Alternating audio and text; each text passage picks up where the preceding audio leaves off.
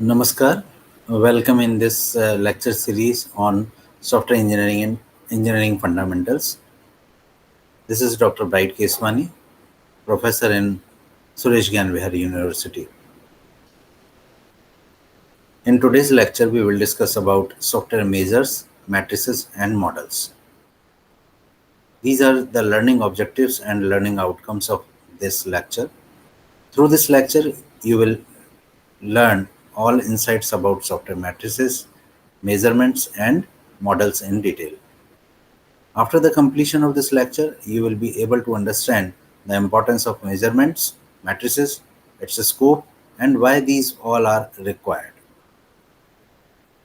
These are some points we will discuss on them in this lecture about understanding about measurements and models, measurement scales and types.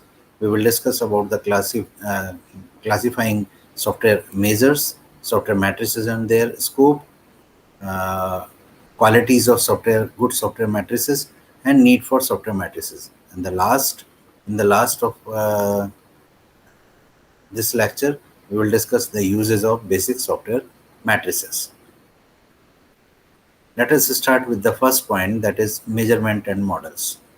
So, software measurements is a new way of managing software development. As you all know, that software measurements once mysterious specialty has become essential to good software engineering, and measurements enable software managers to access software quality, improve the software process, assist in planning, tracking, and control of the software project. Measures of specific attributes of the process or project and the product are used to compute software matrices, and these software matrices help in the software project management and enhance the software quality and productivity. So you can say that measures and models are very important. Models are useful in interpreting the behavior of the numeric, uh, numerical elements of the real world entities as well as measuring them. To help the measurement process, the model of the mapping uh, should also be supplemented with a model of the mapping domain. A model should also specify how these entities are related to the attributes and how the characteristics related. Measurements are of two types: direct measurements and indirect measurements. So basically, you can say the measurement is a process by which numbers or symbols are assigned to attributes of entities in the real world in such a way as to describe them according to the clearly defined rules. An entity is an object like person, room, or an event like journey or testing phase in the real world. An attribute is a feature or property of an entity like color of a room, cost of journey, or testing time. Okay, so we measure attributes of entities. Software engineering describes the collection of techniques that apply an engineering approach to the construction and support of software products. Software engineering activities includes managing, costing, planning, modeling, analyzing, specifying, designing, implementing, testing, and maintaining. So there are two types of measurements. As I said earlier, that uh, direct and indirect measurements are there. When we talk about direct measurements, these are the measurements that can be measured without the involvement of any other entity or attribute.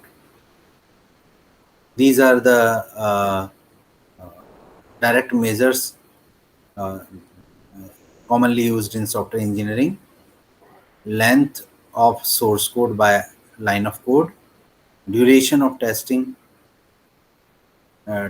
purpose by uh, elapsed time, and number of defects discovered during the testing process by counting defects, and the time a programmer spends on a program. So these are some direct benefits. Okay, these are the benefits that are commonly used in software engineering. uh, so in a nutshell, you can say that measurement is essential for understanding, control, and improvement. When we talk about indirect measurements, these are measurements that can be measured in terms of any other entity or attributes. Okay, a model is an abstraction of a reality, allowing us to strip away details and view an entity or concept from a particular perspective. The model of the mapping should also be supplemented with a model of the mapping's domain, that is, with a model of how the entity relates to its attributes. The direct methods, as I earlier said, measurements of an attribute of any entity involves no other attribute or entity, and direct measurements is assignment of something existing. And in the opposite side, the indirect measurements, which means calculation involving other attributes or entities by using some mathematical models. Like, for example, you can say average length of a group of people. And measurements, in addition to assessment, is also used for prediction. A prediction system consists of a mathematical model together with a set of prediction procedures for determining unknown parameters and interpreting results. For example, cost of a car journey from our place to some pre-specified place. Okay, so this is about the general introduction about measurements and models. Let us discuss about the measurement scales and types. Measurement mappings together with the empirical and numerical relation system is known as a measurement scale. Measurement mapping with empirical and numerical relation system is known as measurement scale. And in general, there are many different scales for a given empirical relation system, and one scale said to be richer than the another if all the characteristics of the second are also characteristic of the first.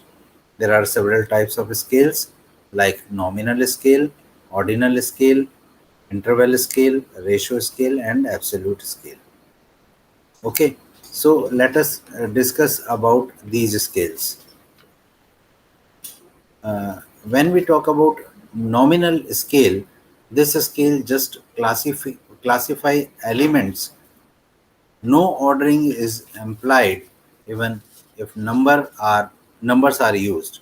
No notation of magnitude is associated with the numbers or symbols. Any one-to-one transformation is an admissible transformation. For example, you can say a person's uh, sex classified as 1 and 2, 1 for male or 2 for female. For instance, this could be in the specification, design, or code stages. Okay. In the ordinal scale, this scale is useful to arguments that nominal scale with information about an ordering of the classes or categories, and the numbers represent ranking only. Any transformation that preserves the order between classes, that is, using a monotonically increasing transformation function, is an admissible transformation. For example, person with length less than 170 centimeter class 1, the rest class 2. A person is length class 2 is taller than a person in length class 1.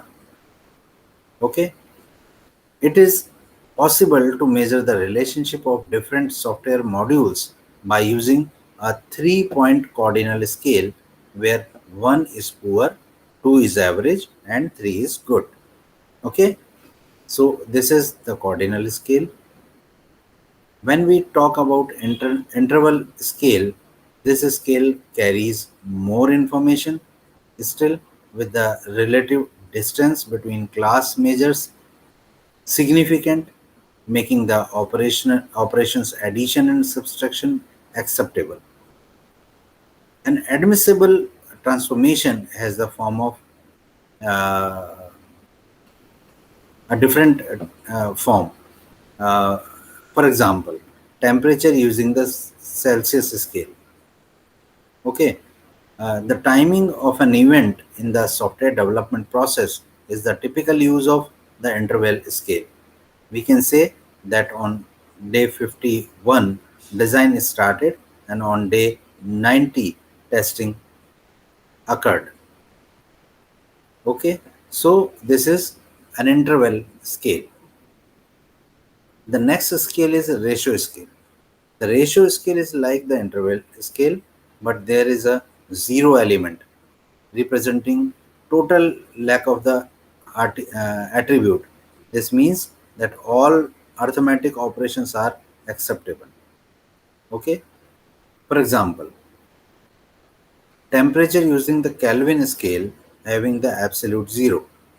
The length of the code can be measured on a ratio scale, as the code is in one module can be twice as long as another, and a procedure may not contain any code yet. So, ratio scale is another important scaling measurement scale. Then when we talk about absolute scale, the scales above uh, come with our restricting admissible transformation. For the absolute scale, the only transformation is the identity transformation. That is, no transformation is possible. And the measurements mapping consists of counting something. For example, counting the number of lines in a program, LOC. Okay, so these are some measurement scales and their types. I am repeating again, they are mainly of 5 types: nominal scale, ordinal scale, interval scale, ratio scale, and absolute scale. Let us discuss about the classifying software measures. How to classify the software measures. In software engineering, mainly 3 classes of entities exist, and they are processes, products, and resources. By collecting critical measurements during the system development process, project managers can track and control development variables. And there are 3 classes of entities in software, like processes are collections of software related activities, products are the artifacts, deliverables, or documents that result from a process activity, and resources are entities required by a process and activity. Internal attributes of an entity are those that can be measured in terms of the entity itself. For example, separate from its behavior, like lines of code. External attributes of an entity are those that can be measured only with respect to how the entity relates to its environment, that is, by observing its behavior in its environment. For example, a running time of a person on a particular machine. So external attributes are often measured in the terms of internal attributes. Okay, internal process attributes that can be measured directly are like the duration of a process or one of its activity. Secondly, the efforts associated with the process or one of its activity. And thirdly, the number of the incidents of a specific type arising during the process or one of its activities. So, there are many external product attributes such as usability, reliability, efficiency, testability, reusability, portability, interoperability, and understandability. And some internal product attributes like size, efforts, and cost are easier to measure. Other are more difficult, like code complexity. Further attributes are functionality, modularity, reuse, redundancy, architectureness, and module coupling and cohesiveness. So these are considered as internal product attributes, and the reliability, usability, efficiency, testability, reusability, portability, and understandability is treated as external attribute, product attributes. Okay, so these are the major classification of software measures. Let us discuss about the software matrices and their scope. A software matrix is an attribute, quality, property, or characteristic of an object of the software development environment derived from measuring attributes of software objects, and it is a quantitative measure of the degree to which a system or component or process possess a given attribute. So you can say software matrices have tremendous scope in software development to understand and fulfill various aspects of the project process. Software matrices is a term used to refer to measure of software item. A software item might be a software product or partial product like modules or objects. Okay, software process such as coding or specifying an event such as product failure, or a person involved in software production or use such as a designer or a project manager. And lastly, an organization such as a data processing department or a software house uh, are, you can say, treated as software matrices. Okay, software items. So the term software matrices is also used to refer to the discipline of using quantitative information to assess software production, operation, and maintenance. The term software matrices is made up of term. It has no real scientific meaning. Okay, so from a measurement point of view, a software matrix is a mapping from measurements of one or more attributes of the software development environment to other attributes. And software matrices is a term that included many activities, and all of which involves some degree of software measurements like cost and efforts estimation, like productivity measures and models, data collection, quality model and measurements, and reliability models, performance evaluation and models, and structure and complexity matrices, capability maturity assessment, and management by matrices and evaluation of methods and tools. So these all are activities which are related to the software matrices. In the case of cost and effort estimation, estimate project cost includes its maintenance, research, and other typical expenditure associated with the project. So there are several uh, matrices, several models available to estimate the cost of project. Like uh, Slim model is there, Kokomo model is there. So many other models are there.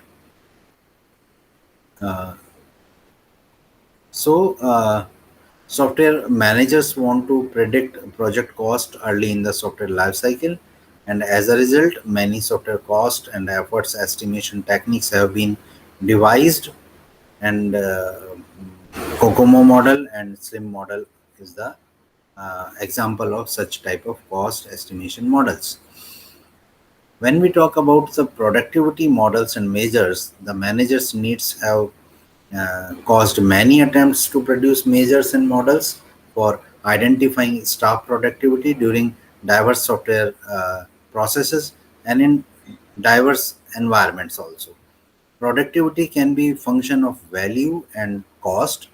Each is then split into other factors stated in measurable forms. So, productivity models and measures are the another area of software matrices. When we talk about data collection, the quality of any measurement technique relies on careful data collection, and data collection is not easy, particularly across multiple projects, and should be seen as a discipline in itself. So data collection is another crucial issue for many projects. Quality models and measurements, when quality models and measures are concerned, productivity cannot be seen in isolation, and if there is not an assignment or assessment of product quality is there, speed of production means nothing. So this had caused software engineers to create models of quality whose measurements can be linked with productivity models. For example, Kokomo cost estimation model is concerned with the quality model. So when you want to ensure the quality, different matrices are used to measure different aspects of software quality, especially code quality, means line of code. Okay, so quality measurement models are very much important. Some reliability related models are there. Most quality models incorporate reliability as a factor. The need of predict and measure reliability itself created separate reliability models. And there are ample of examples of reliability model. Uh, Next thing is performance evaluation and models.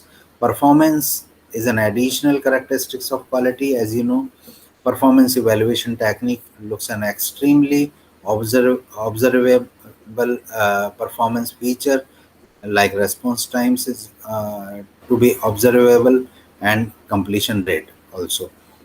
Performance also include the internal working of the system, including the effectiveness of the algorithm. When we talk structural and complexity matrices, quality attributes like reliability and maintainability cannot be measured until some code is available. Uh, Yet we want to predict the section of the software system that are less reliable, difficult to test, and hard to maintain before the system is finished. So, as a response, the structural attributes that are representative of the software that are available in advance of execution are measured, and attempts are made to establish empirically predictive theories to support quality assurance, quality control, and quality prediction. So, uh, quality prediction and quality control is the and quality assurance is the major important point. Management by matrices. Let us discuss about management by matrices. Measurements is an important element of software project management. As you all know, many establishments have a standard group of measurements and reporting methods so that projects can be compared and uh, contrast. Measurements need to be uh, presented in a manner that allow customers and developers to understand how the project is going on. So, management by matrices are very much important. We should take some measures to uh, uh, control over activities. The last thing is evaluation of methods and tools. And many authors state that their methods will make the software better and cheaper. And many organizations perform experiments, run case studies, or administrative surveys to determine if a method is likely to help them. These investigations need to be done carefully with controlled measurements and analysis. Okay, so software matrices helps in estimating of various aspects like cost, quality assurance, size and complexity, functionality and verdict. Let us discuss about the qualities of a good software matrices. What are the essential qualities of a good software matrices? It should be simple and precisely definable. Okay, simple and computable. Yes, it should be clear how the matrices should be calculated. Okay. Secondly, objective. Uh, Objective to the great extent possible, subjective judgments should be avoided. And categorizing software are areas on areas such as difficult based on programmers' perception may be useful, but is not objective.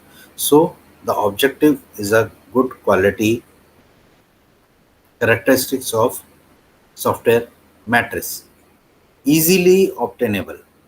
The matrices should be available in a reasonable cost. If the matrices are available in at a reasonable cost, then it is a good software matrix. Validity is the other point. The matrix should be measure what it is intended to measure. Is the validation. So a good matrix, it is a characteristic of a good software matrix. Robustness. A matrix should be insensitive to minor product changes. So uh, when we are incorporating, we want to incorporate the changing requirements of user. Uh, the matrix should allow us to do so.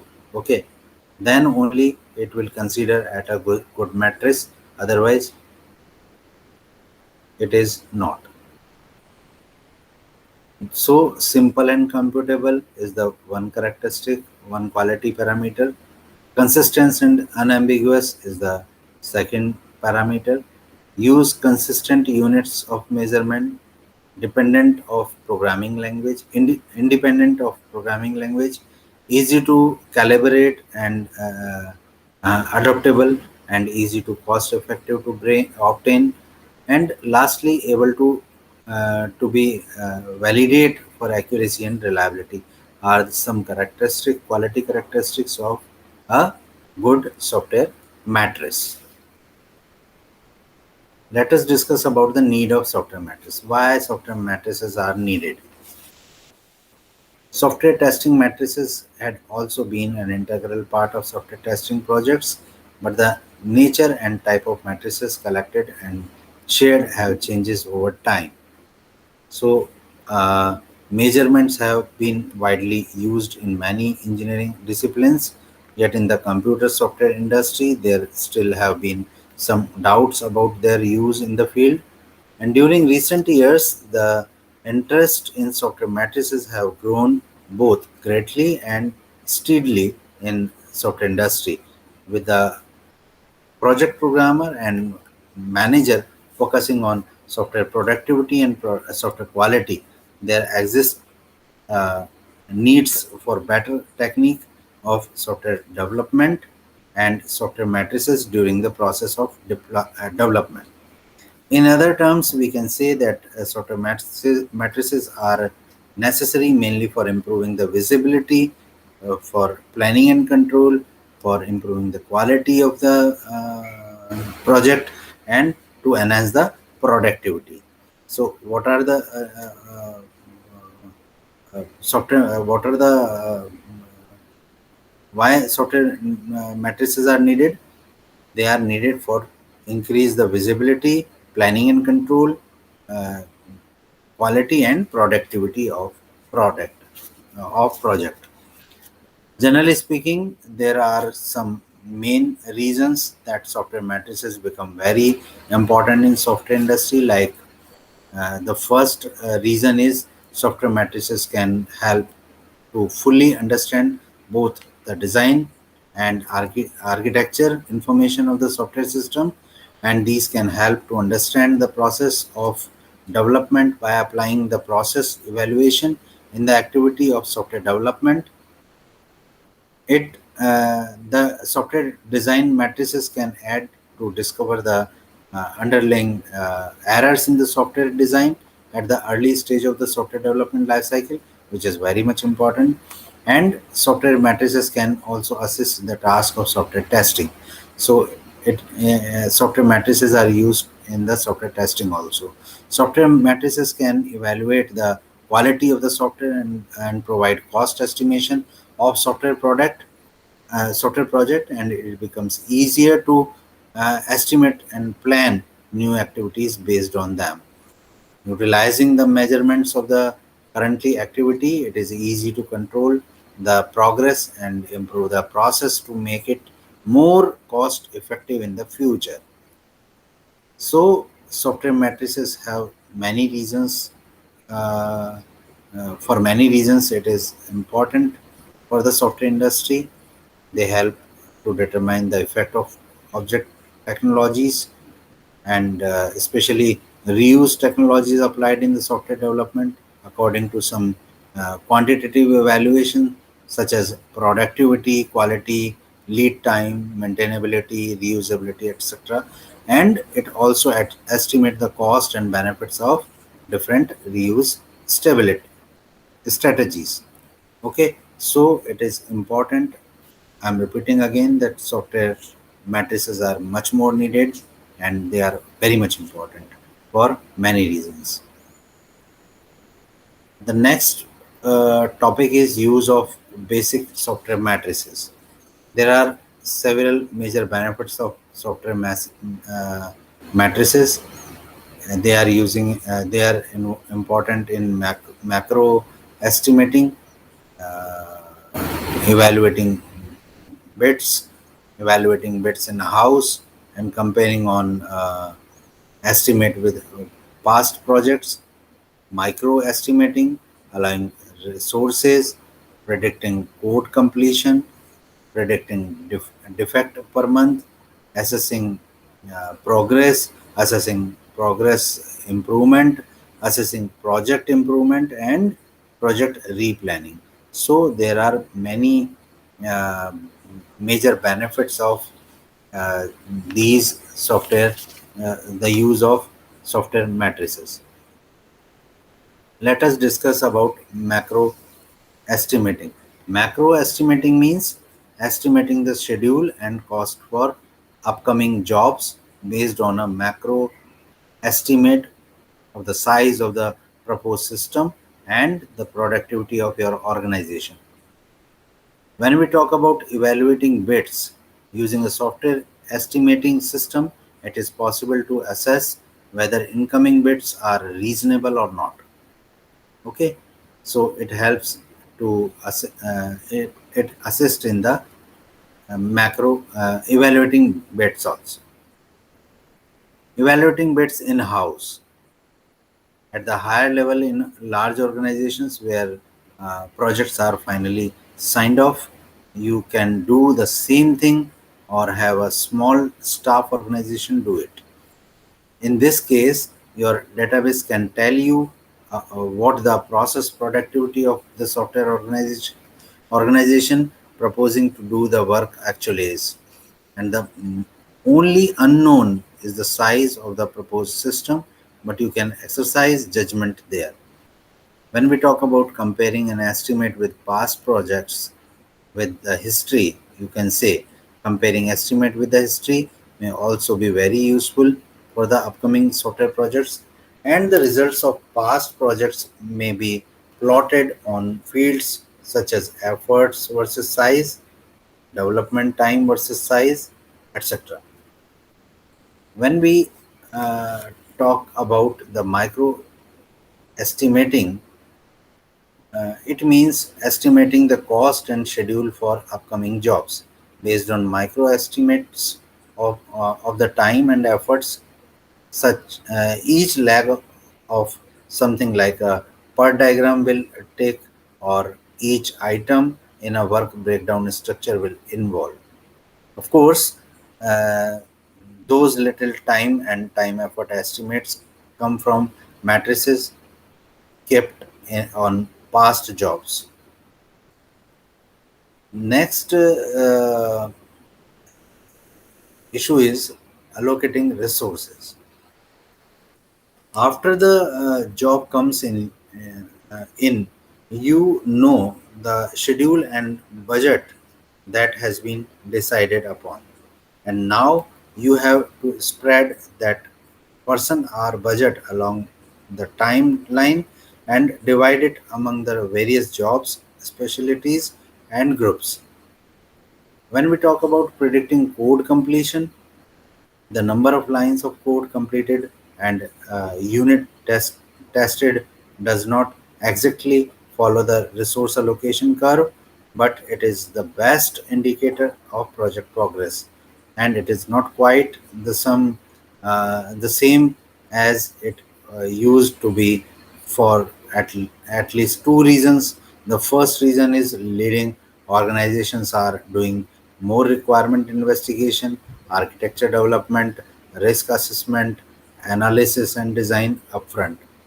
And completed code is upcoming later, but faster when it does come, because the problem have been worked out first. And secondly, component based in ports development reuses previously developed building blocks.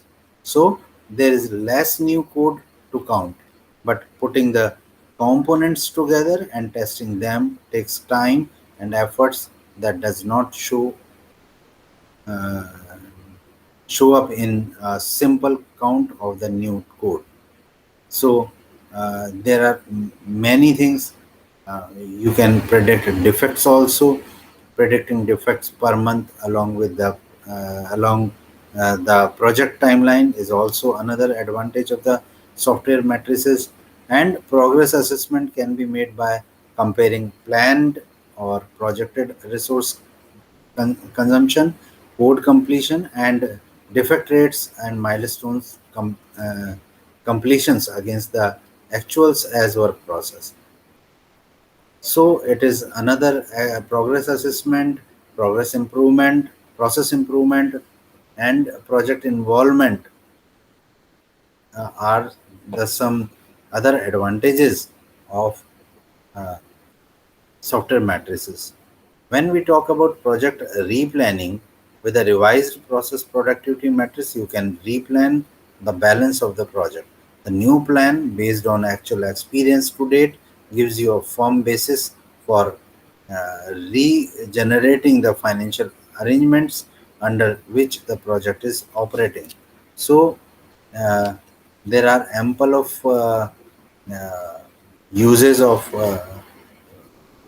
software matrices, or you can say there are a lot of advantages of software matrices. Let us uh, start the assessment process of this lecture. There are some questions. We can do it through multiple choice question. Multiple choice, we have four options in each question, and we have to find the correct answer. Which of the following is the task of project indicators? Help in assessment of status of ongoing project, track potential risk, or help in assessment of a status of ongoing project and track potential risk, or none of them. So C is the right answer. Uh, it helps in the assessment of status of ongoing project and track potential risks. So the right answer is C. Which of the following does not affect the software quality and organizational performance? Market, product, technology, or people? Right answer is A. Market is the right answer. The intent of project matrices is minimization of development schedule for strategic purposes, or assessing project quality on ongoing basis, or minimization of development schedule and assessing project quality on ongoing basis. The right answer is D, minimizing of development schedule on assessing project quality on online ongoing basis. Let us discuss about the fourth question. Which of the following is not a direct measure of SC process?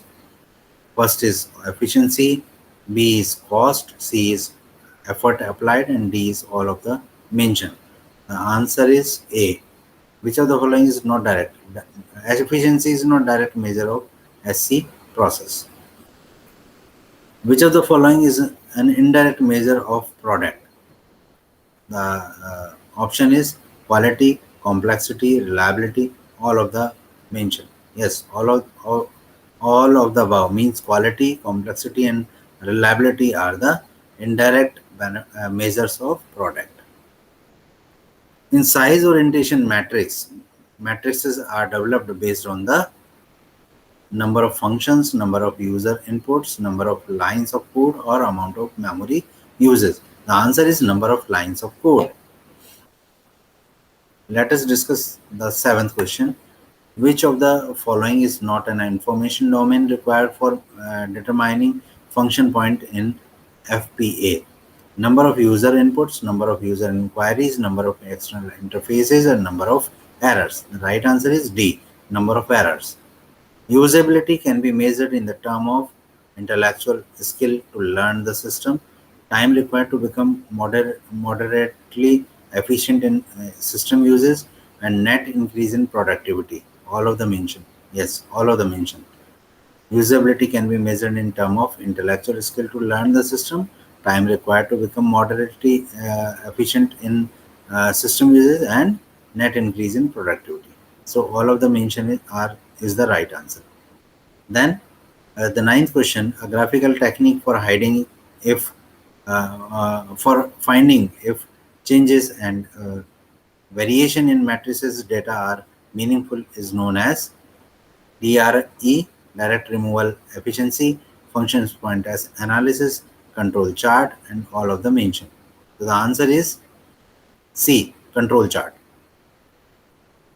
The 10th question is defects removal efficiency DRE depends on E for error found before software deliver, D for defects found after delivery of to user, both E and D, or varies with project.